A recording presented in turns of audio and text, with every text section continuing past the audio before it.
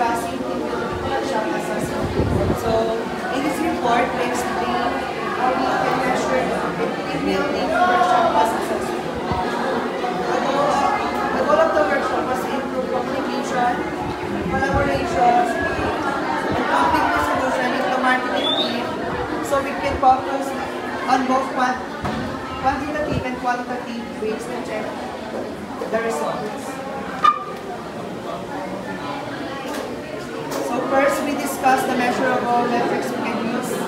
This includes project completion rate, marketing campaign performance, attendance and participation in workshop, error rate in outputs, and post-training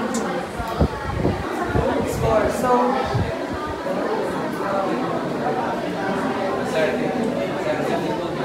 first, project completion rate is the percentage of project completed on time and within the budget. So next is marketing campaign performance, or CTR engagement. So measures like click-through CTR and engage, like shares, comments, and likes. And third one is attendance and participation in workshop. So ito yung names and attendance sa mga nagpa-participate sa mga seminars and workshop na ginagawa ng isang workshop.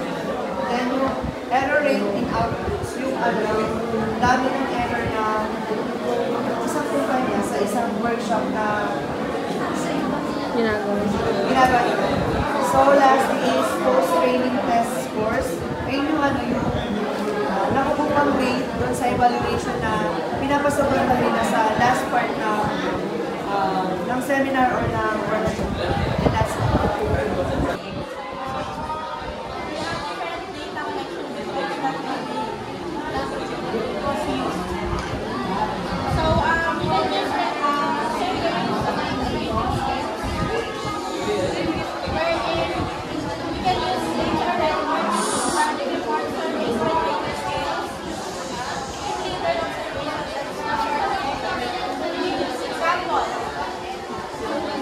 HR records can show fewer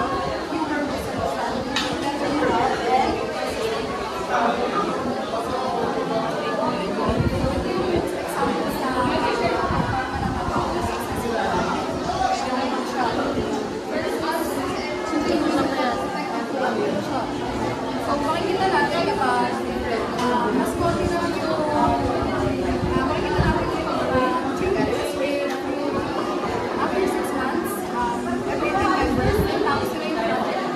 Tapos sila yung project ahead of time. So, makikita natin na meron was yung lasting improvement.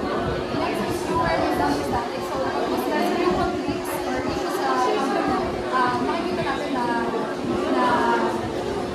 na-apply or na-apply sa mga